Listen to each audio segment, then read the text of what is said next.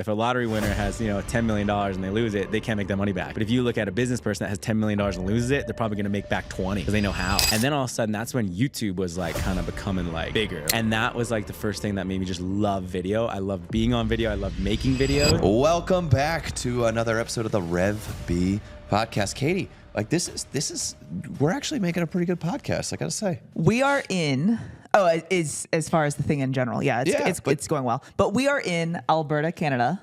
Yeah, this is another Banff edition episode. Live and in person. Yeah. With the best hat collection in all of Alberta. Tyler Hassman. Tyler, it's great to have you on, man. Oh, it's great to be here. Welcome, you guys. This is my backyard. So you guys finally came here.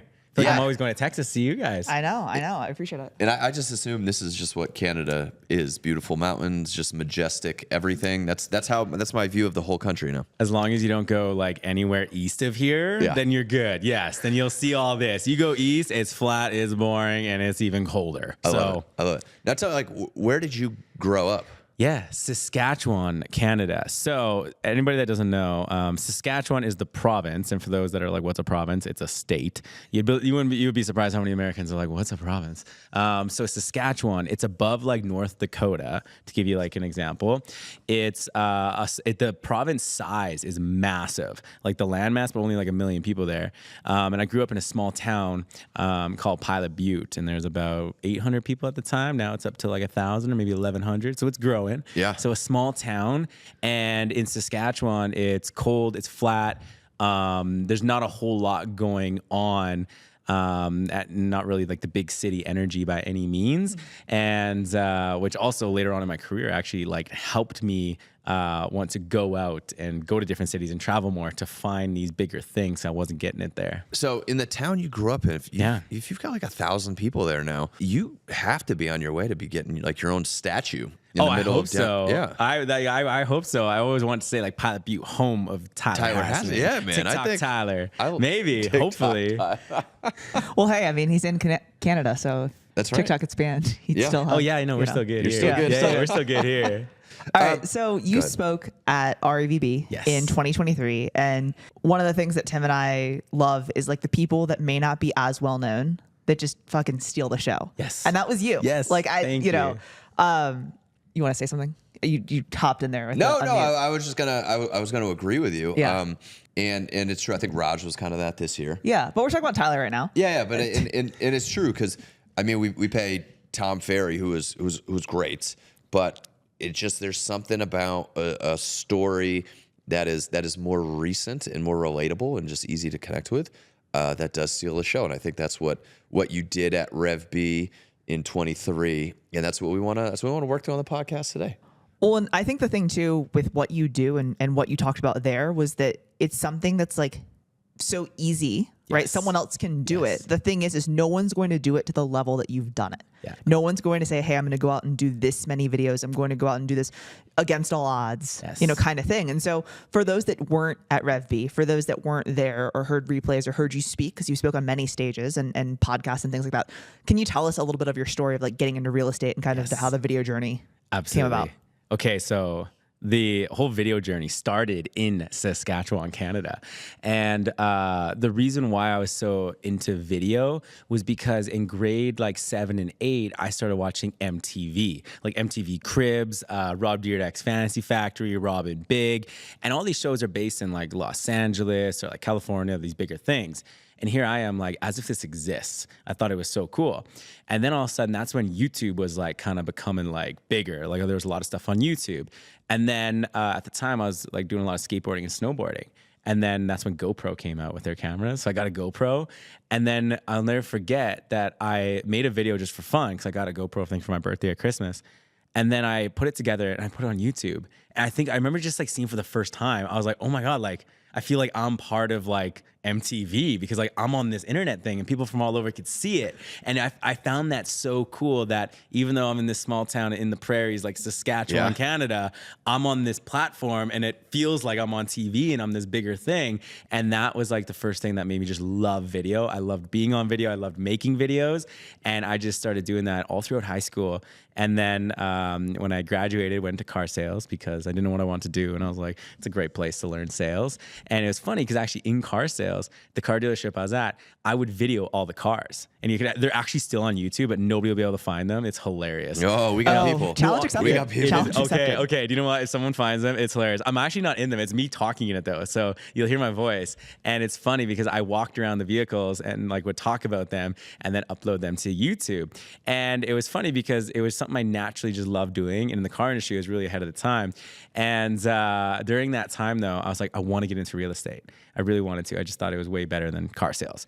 And I went to a RE/MAX office, and then as I was like half done getting my license, and then the RE/MAX guy there, he's like, do you know, I was like so excited. I'm like, they're gonna hire me, they're gonna tell me it's so great. And he's like, you know what, you're only 18, 19, whatever it was. He's like, you should just stick to car sale. Think you'll be better off doing that. Nobody's gonna really take you seriously. And I was like, oh, okay. And I'm young and impressionable. So I'm like, okay. So I went out, I'm like, screw real estate. Went back to selling cars. But then I started going to like real estate networking events and learning about real estate investing. And that's when I got into doing multifamily syndication. So I'd find apartment buildings and deals with my business partner at the time. And then we would go and raise money and close on the deals. And we were like 19, 20, 21 doing this. But what we did, power of video, we were showing ourselves at these buildings and we'd showcase it at these like networking events. And we'd have photos, videos, and like showing people it. And then we ended up having some partners that had access to some funds. And they're like, hey, do you know what? You guys are doing all the work. We'll bring the money. Let's do some of these deals. And then we'd actually document it. And then we'd go to these events, just like how we're at this event here in Banff for like a REVB. And these people started like, just obviously it was like just from our network, they started like recognizing us and knowing us, right? And we started adopting the name, actually, the Young Guns of real estate. And it was funny because then people wanted to like, hold on, did you make t-shirts? No, but I did do events and banners. I had everything but t-shirts. Did you give yourself that name or someone else gave it to you? No, someone else. Okay, we actually got nominated. Yeah, like we got nominated for an award for it, and then a couple people called us the Young Guns, and then I'm like, oh yeah, and then I went all in on it. I was like, Young Gun Tyler, Young Gun this. I went all in. Yeah, so that was a whole phase, and it was from video, and then people started. It was crazy because like people were like, they just wanted to be a part of this journey. They found it so fun that they could like see the buildings they're investing in and all that. It was a lot of fun. Well, and even just now, like your excitement talking about this of a previous endeavor, like it's just exciting. Like I'm excited about this, and it's not even something that you're doing right now. No, you know, totally. and so it's like I can see where, you know, with your videos and for people that watch your videos, it's like it just your enthusiasm is infectious, right? And so when you're talking about properties and how exciting they are, whether it's a $100,000 property or a multi-million-dollar property, like you're excited. And so I love that. Oh no, that's awesome. And yeah, like it was a great journey. We ended up getting, I think it was 6 apartment buildings, over 12 million of real estate. And that was by the time I was like 22. And it was crazy. We also had a property management company, and it was great. But the other side of it is, there's a whole operations and business side of that I thought I loved and wanted to do. And I was like, no, the video is just a side thing. It's whatever. But that's what I truly love doing. And my business partner, he actually still runs and operates all that because he always loved doing that.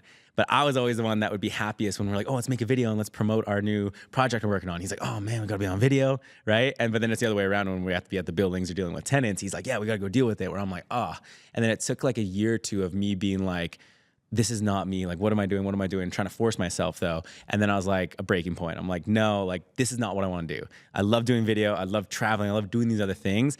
I need to go. So I gave up some of my ownership and went down to Scottsdale, Arizona, packed up my car, had like $1,000, like, you know, not much. Cause even though it was a lot of real estate, that was all long-term wealth. And a lot of that money I did get from acquisition fees and closing these deals, I put back into learning. I went to so many different seminars, so many different programs, mentors, like it was insane. I spent like hundreds of thousands probably to this date on personal development training, and went down to Arizona and started getting into vacation rental management, like Airbnb stuff, while still doing videos. So did videos, did some Airbnb stuff, and then started getting properties in Scottsdale, managing them.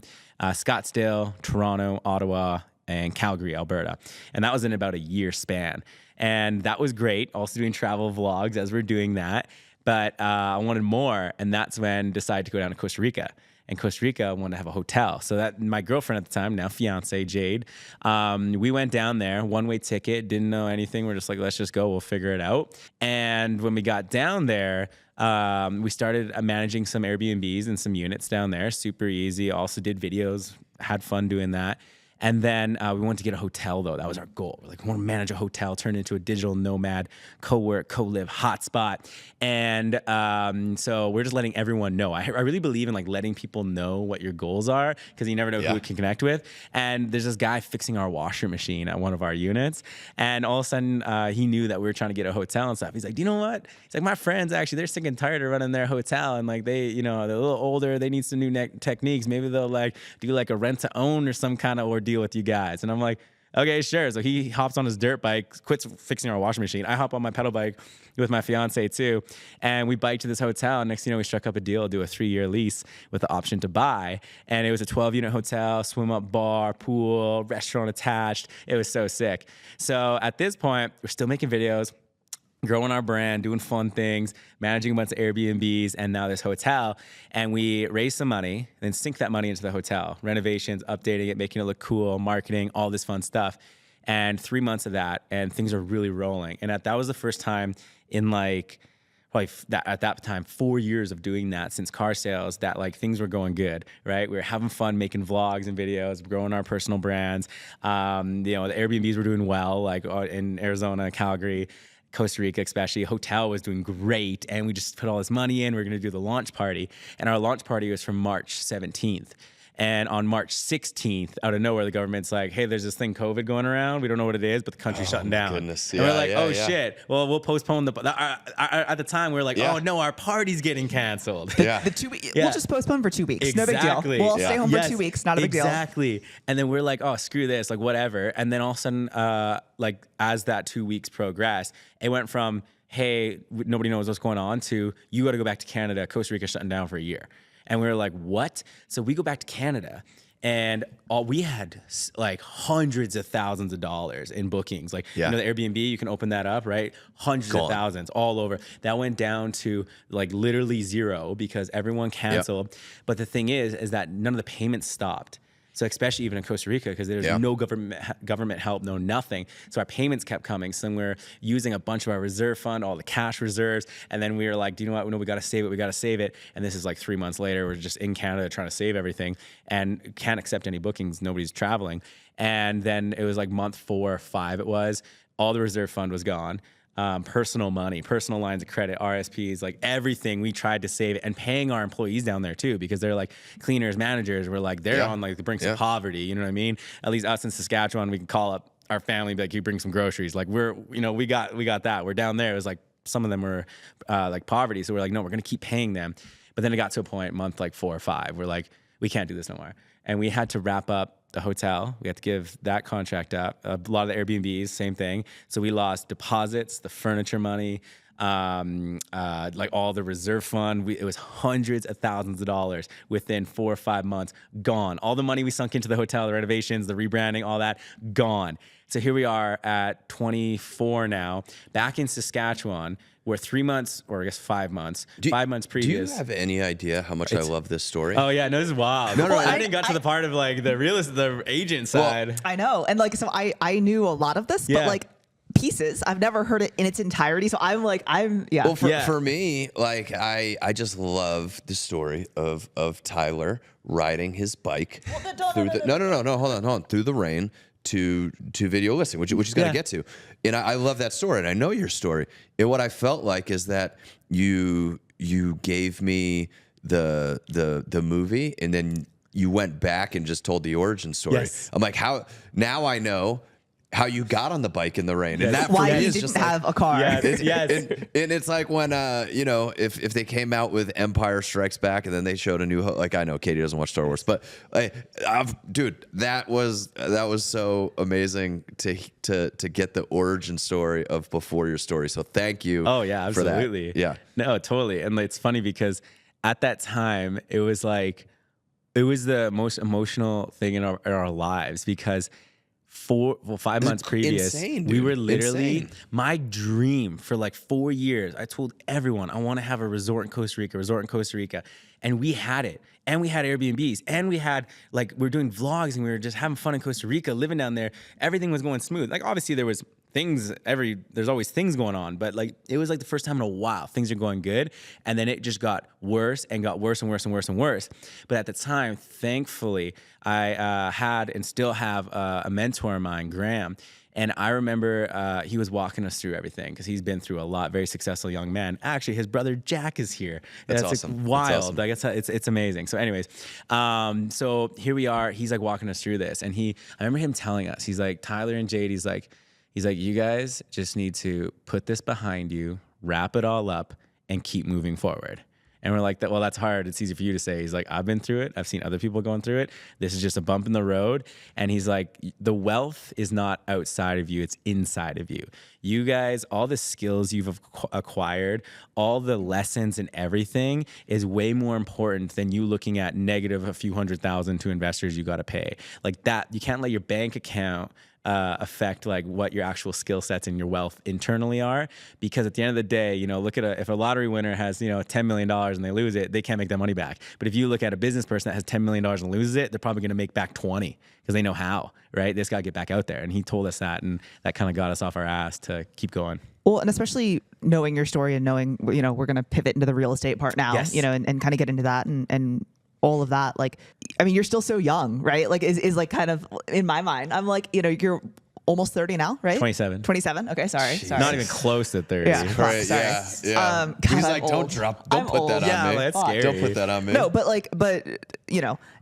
to go through all of that at 24 Yes. and just be like, oh my God, my life is over. Like, you still have so much life, and that's so cool. Yeah, but that's your whole world crumbling around you. Well, no shit, but like and looking back you know, on it now, and then it's like we just had no idea. Like I had an Airbnb, Yeah. and I was like, you know what? And this is my mentality is, everybody else is falling around, but like I'm gonna put in the work to stay on it, and when the thing comes back, Yep. like I'm gonna win. Yes. The problem is I had no idea how long it was going to take for the thing to come back. Yep. And so thankfully I got out of that head mindset and got rid of it too. But it was a really tough time because I think the will in us is like, no, I'm gonna win. And it's really tough to realize, hey, I actually need to take the loss Yep. in order to win. Yes. That's a tough thing the to do. ego. Yes. Well, no, I mean, I wouldn't even say it's an ego, but like as a kid, I was like, I'm gonna outwork everybody. I'm gonna win by drive and all that other fun stuff. And like sometimes you actually just got to rip the Band-Aid and cut the loss. Yes. You know? Sometimes wrapping something up is actually winning, because like that was the thing too, is like I am the kind of guy where I'm like, I will not stop. Yeah. I'm going to make this successful.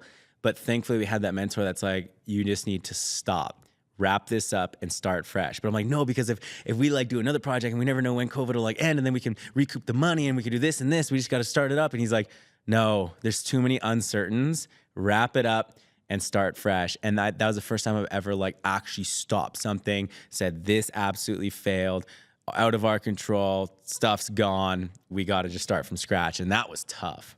That takes Yeah. so much maturity though to actually take that advice, because like we've probably been told that Yeah. in other times in our lives, and the stubbornness in us Yes. is like, no, Oh, I'm yeah. gonna fucking do it. Yeah. Right. And so, kudos to you for having that moment of like, yeah.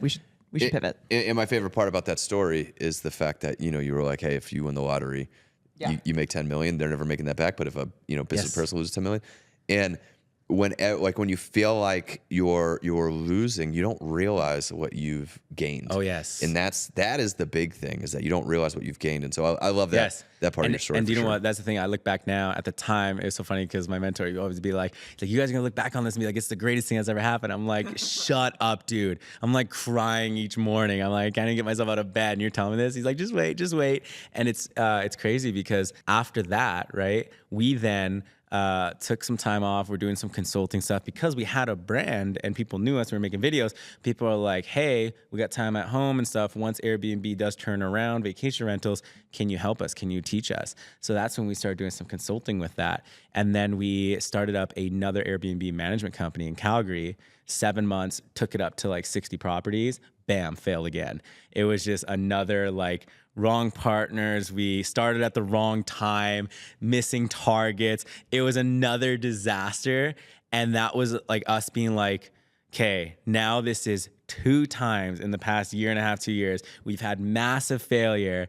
And I feel like we just wasted even more time. And I remember that this one was almost harder because it was like back. The other one, I'm like, oh, Yeah, it just happened. This one was like another one. And we're like, why do we keep making this happen? And at this point, I'm 24, 25. Friends are getting married. Friends are having kids. Everyone's buying houses. And we're here. We can't even have money to go get groceries. And we're stressed. And we had our back-to-back failures. And it's like, at what point do we actually quit? Yeah. Like, and go get jobs. So like, what happened next? Well, now Tyler won't even stay in an Airbnb. Yeah, now I'm like so traumatized. I'm No, like, just hell no. Yeah. What happened next was, you know, it was a really low point at that point because I was just like back-to-back failures. And then it's like, come on. And at this point, I knew once again that I have a good skill set at sales and marketing. And I was like, hey, I know if I get my real estate license, I'll be able to crush it at that. I knew it because even when we were doing some like fix and flip projects, like back in the multifamily days too, like there'd be times I would do a video, I would promote the listing. Like I'm like, I love doing that. I know I'd be good at it. And obviously the commission spread on that's really good, right? So I was like, I got to get my license. And during that time, that's when my fiance Jade, she went and worked a retail job, and like that like crushed her because like she has been like same thing, super big entrepreneur, even won like a 40 under 40 for Canada award at one point. Like, and here we are, dead broke. I'm trying to get my real estate license and she has to go work a retail job. And we're like, you know, once again, 25. And like, we have friends that are getting married and we're like, oh, our bachelor and bachelorette parties are coming up. We can't wait, this and that. And we're like, we don't have money for like rent and we're trying to figure this out. Like what? And it was really hard and emotional. But once again, my mentor Graham and one of my other mentors, Parker, I just leaned on them and I would like be like, you guys, like, this is not good. Like, what do I do? What do I do? And then one thing that Parker told me, he's like, you got to look a year from now, 2 years from now, 5 years from now, right? Paint the picture of what it looks like really good. And I was like, hey, here I am a year from now, out of the hole. Things are great. Even 5 years from now, I'm in a big house. Everything's great. And like, what would that person tell the person now?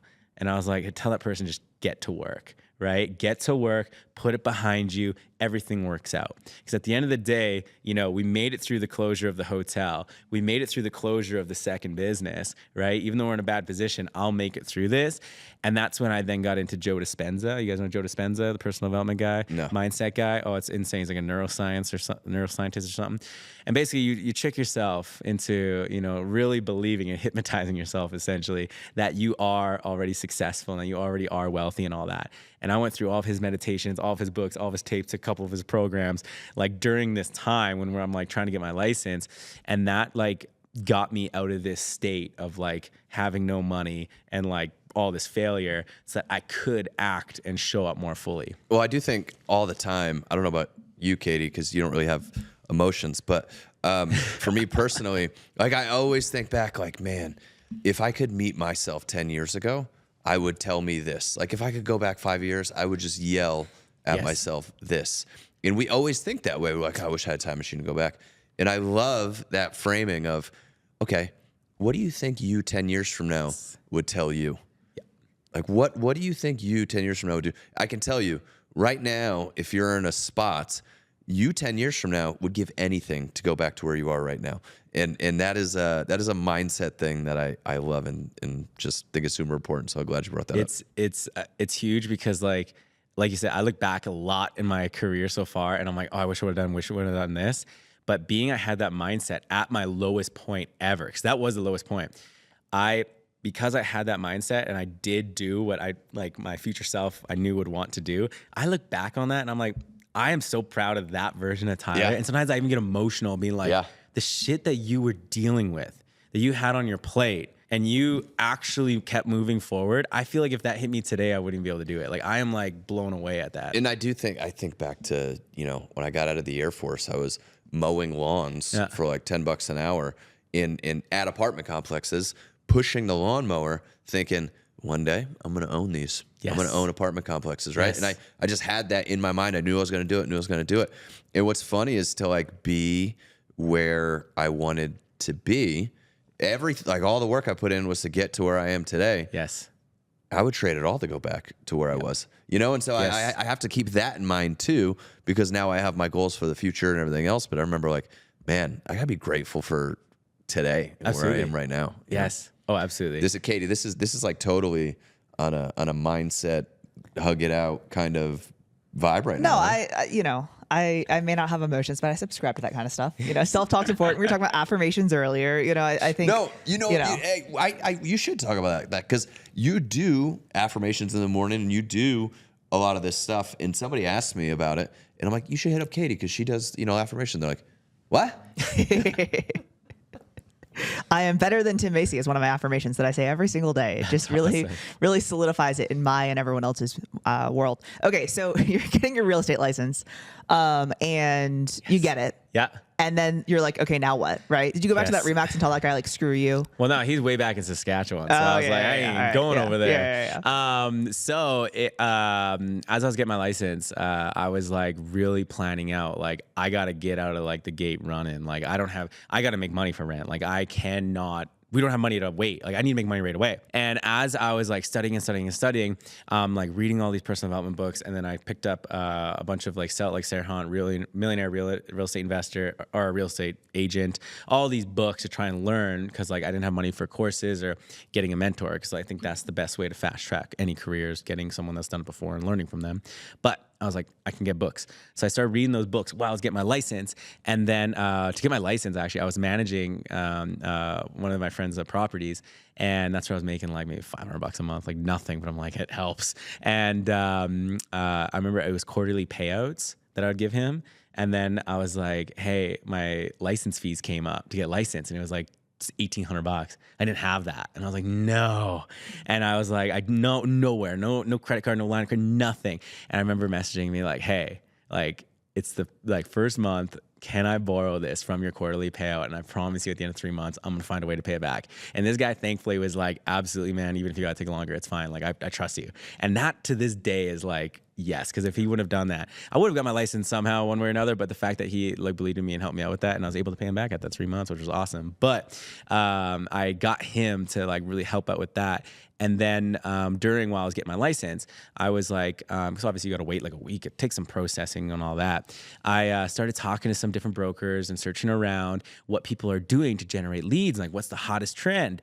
And through all that, and keep in mind, I need to make money now. Like I didn't have time. I wanted to sell a house day one. Every agent and broker out there is like, takes years to build the brand, years to farm, years to do this.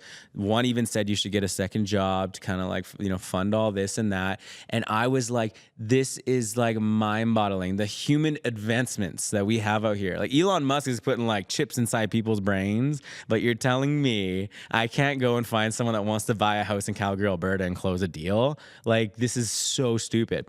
So I was like, there's no way. And then I was like, okay, the old methods like door knocking, cold calling, flyers, all these other things. I'm like, that works, but I'm not attracted to that. I think there's a better way to do it, which is social media. And there's a lot of attention there, obviously. And then I went to social media, and all the people out there for social media and all the courses and all everyone was talking about was social media ads at the time, 3 years ago. And I was like, oh, I'm going to do this. But then I'm like, I don't have money for ads. I'm like, oh my God, right? So I'm like, I'm really screwed here. And then I was like, okay, I've always made videos, back to the skateboarding, snowboarding video days. I got my phone, right? And I could easily get access to properties. I'm just going to film videos, YouTube and long form and short form, and see what happens. And then I was like, okay, so day one, I got my license. Literally day one, I called a builder. And I was like, hey, I want to film your properties. I'm a new agent, yada, yada. And they're like, yeah, absolutely. You can come. And these are like new properties, so they're way in the suburbs. So I was just so excited. And they're like, when can you come? And I'm like, I can come today, like this afternoon. Perfect. Because I'm like gung-ho. I'm like, I need to make some money. And I go out, and at this point too, I wasn't doing any of the agent training from our local real estate board or anything. So I'm like, I ain't got time for that. Like, I need to get clients and close a deal and make money. And so I get on my bike because I didn't have a car at the time, right? Didn't have a car, and I was living downtown, and got on my bike. It was $50 from Facebook Marketplace, and I got on the bike, biked out to this suburb, ended up finding a train that went a little further, and then I got off the train and just kept biking. And then the whole story of as I'm biking on this damn bike, and the chain would always fall off, which is annoying. I'm biking, and it's on like a highway, and like it's just like literally farmer's field, because like that's how far out in Calgary this place was. And it started just raining. And at that point, negative thoughts are coming in. I'm like, I was trying to stay so positive with the whole Joe Dispenza, the personal development, like I am wealthy already. I got this. but it hits like a breaking point where you're just like tired, and then the rain hits.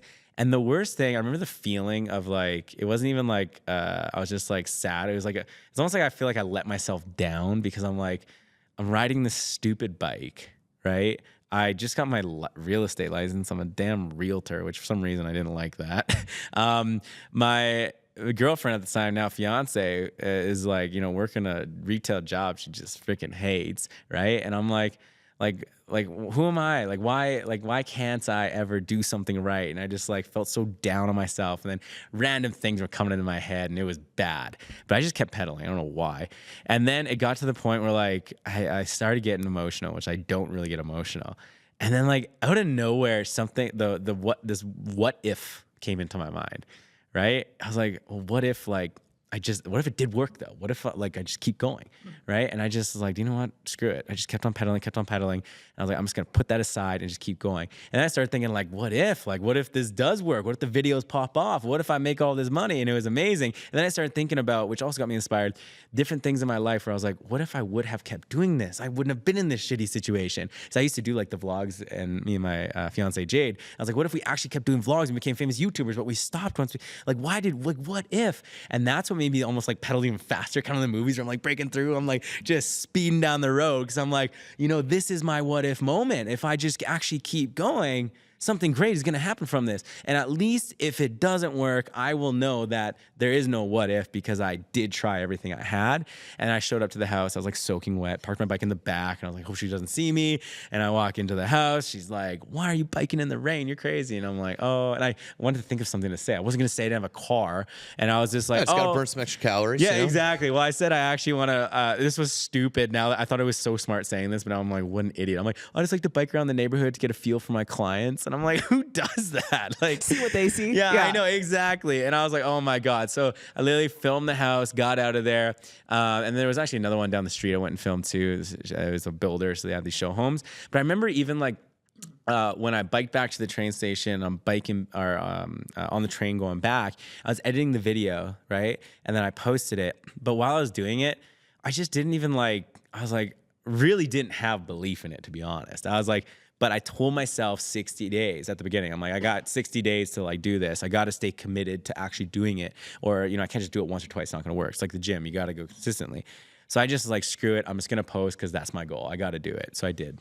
Okay, and just for clarification, 2 questions. First is, how many kilometers was this suburb from downtown Calgary? Yeah, I actually know because it's past the airport, and the airport's about 28 kilometers, so probably about 35, maybe 40. And so 35 to 40 kilometers. And so you biked all of that, or how much of that would you say you biked? Half was biking, half would probably like train. 20-ish, 17 kilometers to miles. I love it. It's such a good. I'm just such a good story. What are you plugging in for the miles? We need the conversion. Well, because I can't fucking do that.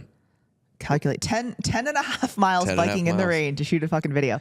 And then, so you said you were going to give it 60 days. Like, we talk about this a lot of like, oh, I'm going to give this 6 months. I'm going to give this whatever. Yeah. And so for most people, like they give effort for that time frame. You're going to try open houses for 6 months. So maybe you do an open house a week for 6 months. How many videos were you committed to in those 60 days? 60. So I wanted to do one a day. So here's the thing is that the reason, and this is where I come down to like that whole thing of like after all that failure in my business, when my mentor was saying the wealth is inside of you, because I had all this like ups and downs in my career.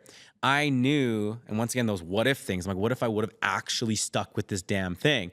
And also during that time, when we were going through all these hard times, I was doing the 75 hard challenge because that actually helped me a lot because like anytime I needed to get focused and I need to take care of myself. So that consistency, well, oh my God, I was like, I read like 8 books. I looked absolute ripped and I was so energetic because I did it consistently for once.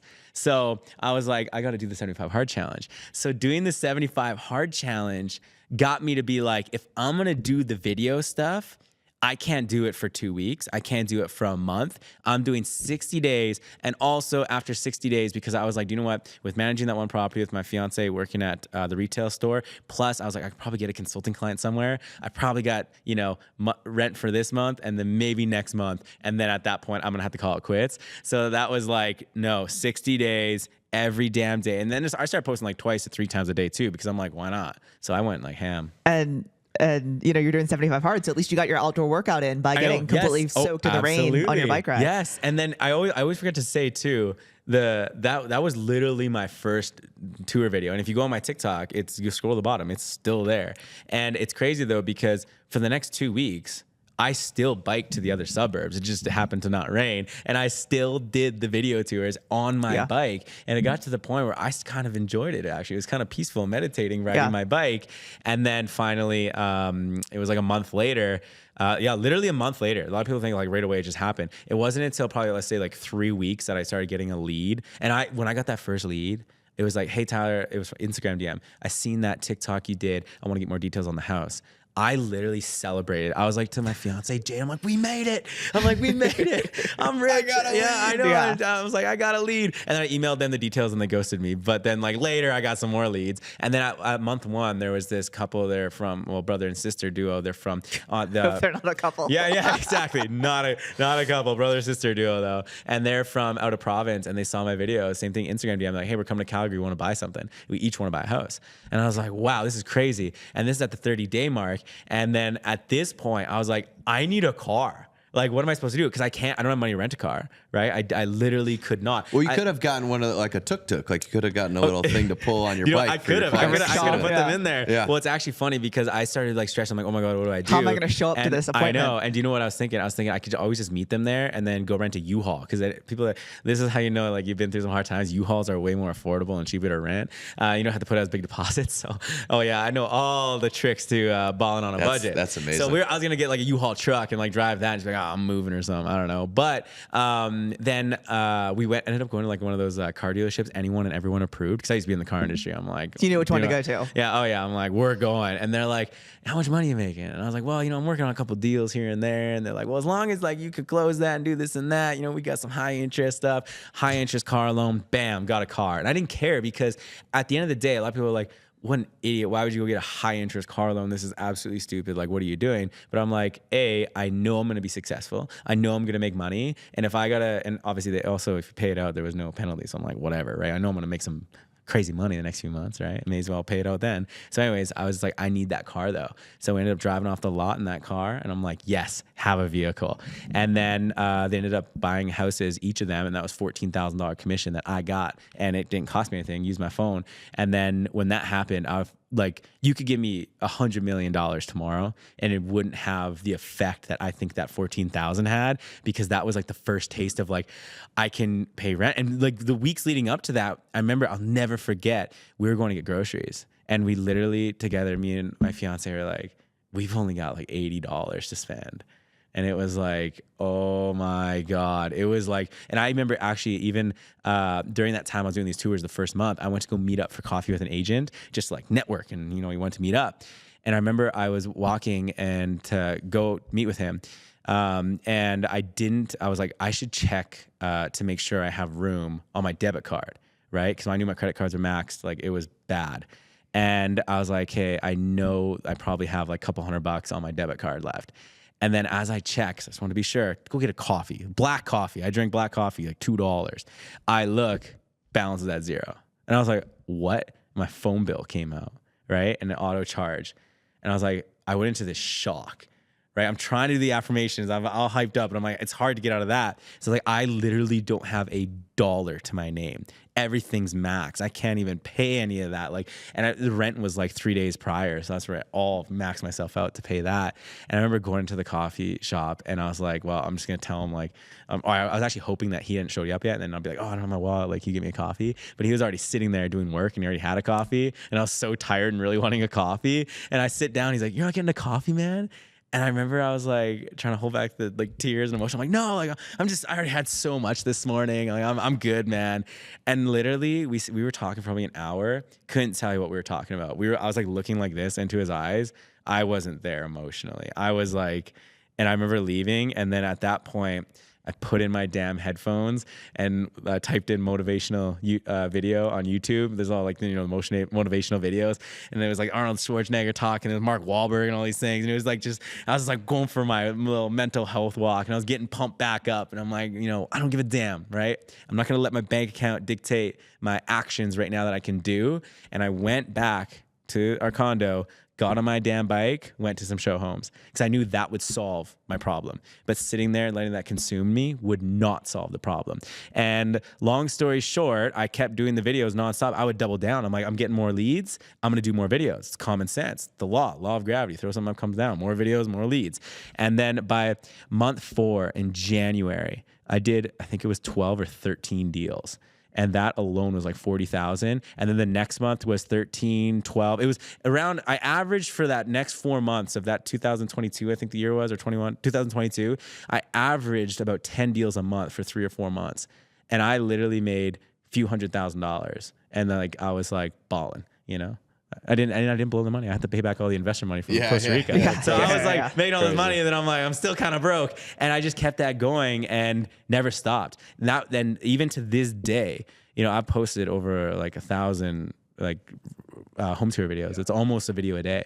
Still. Well, that's what I was gonna say. So that first year, how many videos did you do from like day one of being licensed to? Yes, 352. Yeah. Or 54. I don't know, something like that. It was like, you skipped like Christmas and like maybe your birthday. Yeah, like, there was a few days where I was like, unfortunately, I'm skipping, right? Yep. And yeah, it ended up being, because I did 62 deals and it was 5.2 videos per deal closed or something like that. That was the math, which was crazy to think of. But yeah. Well, now as it scales, I bet you that number's probably getting better. Yeah. That's Oh, what I was gonna yeah. ask. And the thing is, too, is like the leads, it's insane because like to this day, like leads come in like left and right. There's times I miss leads. Like I'll even get someone like messaging, it'll pop up again that someone sent me a message, and I'll go to it and I'm like, oh crap, they sent me a message 3 months ago. And I'll look at the old message that, hey Tyler, we're looking for a XYZ bedroom house in Calgary, yada yada. And then I just didn't see it. Sometimes I get too many. And then the next message is, hey, like, you know, I just wanted to let you know we ended up finding an agent. We didn't hear back. We actually bought a house, but love watching your videos. And I'm like, oh, thanks for being a fan. But I'm like, no. So yeah, now I make all my money because I love doing it, but I just get paid strictly for my videos now. And then I give out the referrals. But sometimes there's some referrals I forget to give out, and I'm like, ugh, probably should handle that better. But I just love doing my videos. Well, let's transition into that. So, built the business as an agent, doing all these videos. Yes. We love the style of your video because I think most people can do it. So there's a lot of different content strategies out there that I think are more for unique individuals who have the talent to do the thing. When I think 90% of agents can do what you do. So. I love that. Where, like, what's the business look like now? Like, tell me the story of now. Yeah, absolutely. So what started happening was as I started selling all these homes, and then I started growing a team of agents, and we had like 4 or 5 of us, and I'm like, hey, this is awesome. I'm going to have a team, and I'm going to train them, and we're just going to be this massive team. But then what happened was I realized I do not want to run a team. Kind of like the whole scenario with the apartment buildings. I thought I wanted to like get all these apartment buildings and do all these amazing things, but at the end of the day, I was like, I'm not an operational guy. I just love doing videos. So at the end of the day, I was like, hey, I'm down to help out agents and generate these leads, but I don't want to have a legit team. And then all of a sudden, as we're just like selling homes, doing our thing, I'm just like, you know what, making money. I just want to keep doing videos and make money. Builders started hitting me up and be like, hey, how much for videos? And I'm like, what do you mean how much? Like, well, how much do you want to get paid? And I'm like, I don't know, like a couple $100. And then I started getting a couple $100. And then next thing you know, other builders, and then all of a sudden agents, and then brokers. And then it just evolved into this thing where people started actually seeing, they're like, wait, I can just bring this Tyler guy out to do this really good video to get all these views, instead of me having to do the video or, you know, paying a videographer and then posting on their page and getting 100 views, where they can get tens of thousands, if not millions on mine. So then next thing you know, I started just doing, you know, paid video tours, but obviously it wasn't enough to make me want to stop selling. And then it got to the point where I landed a couple of bigger builder contracts, and I started really growing my pages, that like the amount of agents and builders that wanted videos started surpassing the income I was making of selling homes. Plus, I was still generating leads that I'd dish off that didn't take time then, that I could also get money from. Then I just started expanding that. And then I started doing videos all over, doing speaking stuff. And now my video rates are anywhere from $1,000 to $2,500 per video. And I still have zero costs on that because I do it all still on my phone and a drone and a free editing app. And, you know, just that alone, you know, I'm like fully booked. Like, it's insane. If I really wanted to, I could probably do 3 or 4, you know, video tours a day consistently, all paid at that rate. But it gets to a point of like, kind of the crazy, the man. burnout. I Yeah, never yeah. thought I'd hit burnout, but I'm like, I'm still like going crazy at it. But there was times where I literally would, for a week, the 1 week I remember it was even with a builder, and that week was amazing. Really good money, builder, a bunch of agents. I went to like 3 different cities. And in a week, I ended up doing over 30 home tour videos. So the money was great, but I was like backlogged, done. And I started like, in some of the videos, you can kind of tell. I was less excited. I'm like, oh yeah, here's another house, yada, yada. Instead of being like, you guys got to check out this house. And I'm like, hey, I need to make sure I can sustain this. Well, and I think there is some scalability because I know you've helped to coach agents and show agents how they can do this themselves, kind of thing. But like for your videos and for your brand, like you are the brand, right? And so it's what's been cool to see is like for a lot of people, like you, like Brad, that like you've created this brand of these local properties and created this local following. Then when you travel to New York or you go to different cities, you can do videos and your audience still wants to see them because they love you so much, right? Yes. And so, I just think that's really cool. Well, and we always try to be super tactical and bring out the tactics, but there's so much value to be had from your story that I love that we just spent the whole time on your story. No, I got a ton out of it. Just real quick on that. I'll link up in the show notes. We have like a couple of videos from Tyler from last year of like how-tos and tutorials and things like that we can put into show notes. So if you're like, okay, all of this is great, but like, how do I do it? We'll put that in show notes. I love that. I just think that, it's like, I'm gonna be a scientist for a minute. You're like an object that is in motion stays in motion until a force acts upon it, and so much of what you've done is because of the fact that you've willed yourself to stay in motion. And I think so many of us, when times get hard, it's easy to sit still. Like when the world is giving you so many things to do, you end up doing none of them sometimes. And it's really, so I love the inspirational side of that thing. And what's fun is, like, I don't know if you ever envisioned that you'd be doing what you're doing right now. Like, I didn't think I'd be sitting here in this theater recording podcasts when I got started in real estate, right? But when you push forward with that type of will and that type of strength and that type of, drive and focus, like you end up in a pretty cool spot. And so that's why we love your story. We love what you bring to the industry, man. And we're just lucky, and I feel grateful to just be able to watch, and be friends with you. Thank you. No, I appreciate that, you guys. I love what you guys are doing with this. It's highlighting a new thing because at the end of the day, also as a new agent, you know what sucked? When you're a new young agent and like it's all these older agents being like, no, it takes years to do this. You got to do it this way. This is the way it's always been done. You got to take it slow. It doesn't have to be that way, especially when you have social media. It's complete opposite, actually.